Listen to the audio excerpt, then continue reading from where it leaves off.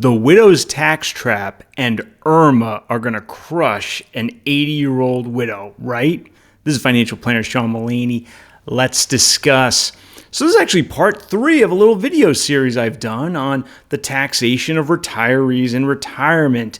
Recall 2 weekends ago, we started with a 66-year-old married couple, affluent, and we found they could actually retire on $150,000 a year and not have any federal income tax, and they could even do a $30,000 Roth conversion. It was at least theoretically possible.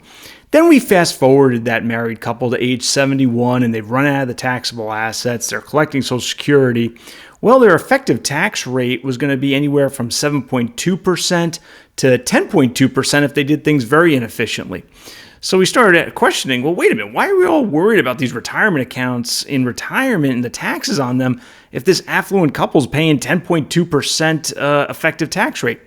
Well, some people might say, well, wait a minute, Sean, you're not thinking about the widow's tax trap and IRMAA. What's going to happen when one of them dies and we now have a widow's tax trap at play where the widow is single, right? And there's going to be some IRMAA, and isn't this going to be terrible? So I decided to fast forward that 71-year-old retired couple. We're still going to use 2024 numbers. It's still only an academic exercise.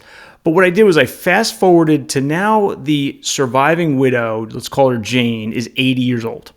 And what she's got is a couple things. One is a $3 million traditional IRA. Would you look at that? So I started off with $2 million in traditional IRAs when they were 66. And remember, they're taking from those IRAs for 14 years between 66 and 80. It might have been just for some living expenses, some Roth conversions. And could be RMDs in their 70s, right? So it's not like it's just growing. But I said, you know what? Let's stress test it. Right, so I assume they have a $3 million traditional IRA at age 80. By the way, not many Americans are going to ever have $3 million in traditional IRAs.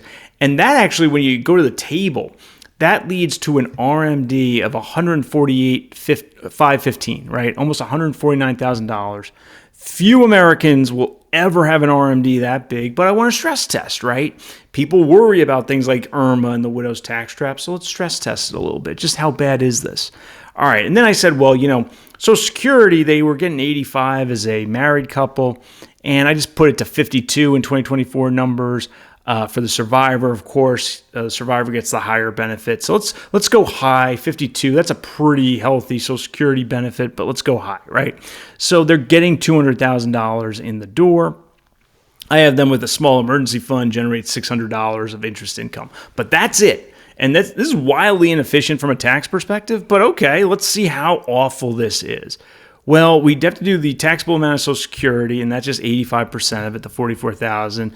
The taxable IRA distributions are $148,515. So the AGI, the adjusted gross income, is $193,315. We're going to come back to that AGI, but all right, that's their AGI.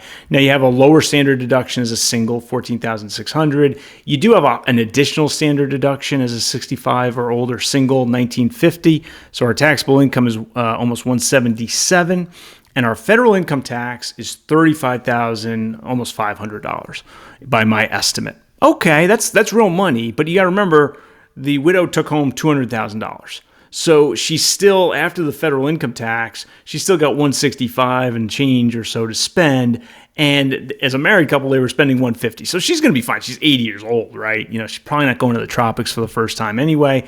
But as a single widowed retiree, 160 plus in take home after taxes, she's going to be fine. Now, of course, some in the audience are now saying IRMAA, that's what's going to get her. Well, let's start thinking about some IRMAA. By the way, the marginal rate on her last dollar is 24%.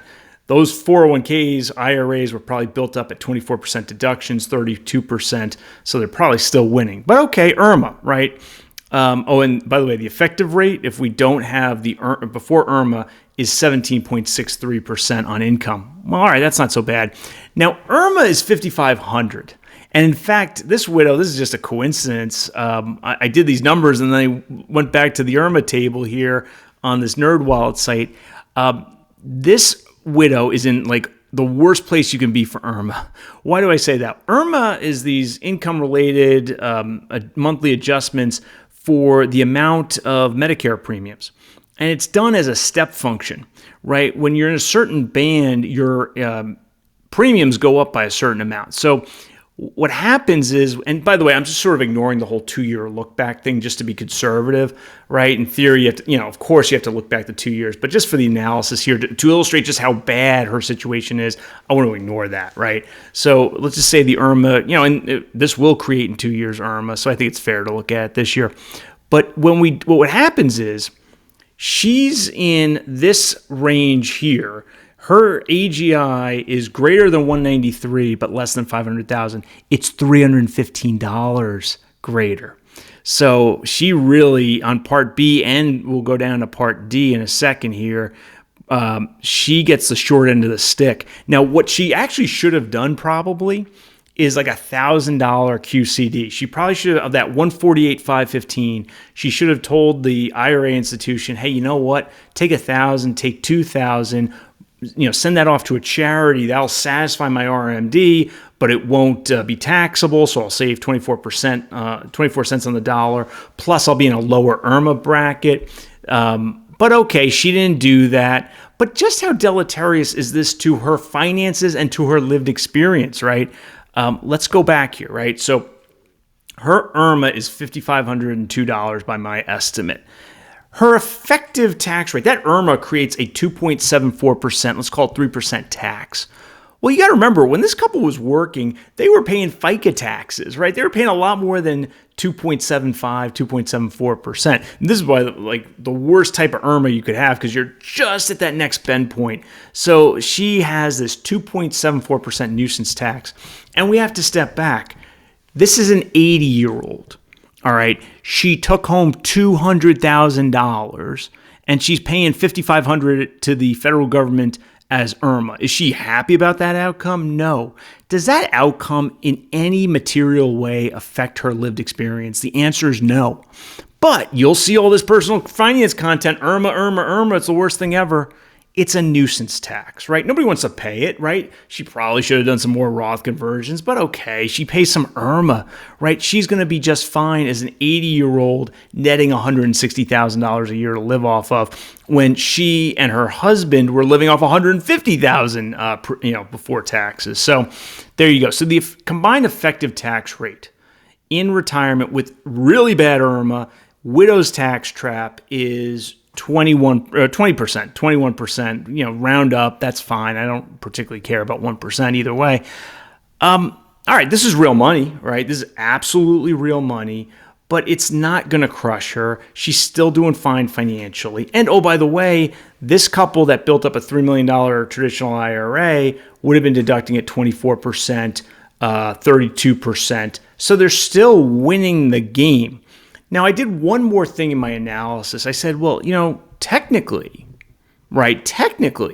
if they had just done all Roth, right, every dollar was in Roth, they would pay zero tax in this year, right? She would just take the money out of the Roth account and she's done. She pays no tax. The Social Security, the way Social Security is taxed, the interest, they pay no tax, standard deduction, done. Okay, so in theory, you could say this $5,500 of IRMAA plus the $36,000 of federal income tax is all attributable to the RMD. Now, I think that's sort of cream skimming against the RMD, but just for argument, let's just say, okay, you know what? No, the marginal rate, there would have been no taxes. The RMD comes in and now we have taxes and IRMAA. Okay, what is the combined effective rate on the income tax and the IRMAA just on the 148,515 of the distribution?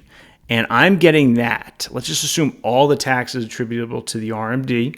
Not a great assumption, but not a terrible assumption either. 28%, 27.59. Okay, so let's think about that for a second. Again, this couple, during their working years, they got a 24 cents on the dollar benefit or a 32 cents on the dollar benefit, right? With the widow's tax trap, with IRMAA and a $3 million traditional IRA, not a likely outcome, they lose the battle versus the IRS by 4%. 24% benefit on the way in, 28% tax on the way out. They're losing by 4%. All right, that's not that big of a loss. By the way, it's likely they were deducting at 32%. Now they're winning by 4 or 5%. And you got to remember too, this is a very specific time in their retirement. This is 80 years old, right? We have to look at all the time periods. In the working years, they're winning 24 cents on the dollar, 32 cents on the dollar. Okay, great. They get to their mid-60s, as I discussed 2 weekends ago, they could be paying zero tax and living on some of the traditional IRA, what I call a hidden Roth IRA, or doing tax-free Roth conversions. So they're winning the working years. They're winning their mid to late 60s. What about their early 70s? Their effective rate is between 7 and 11%. They're winning their 70s versus the IRS.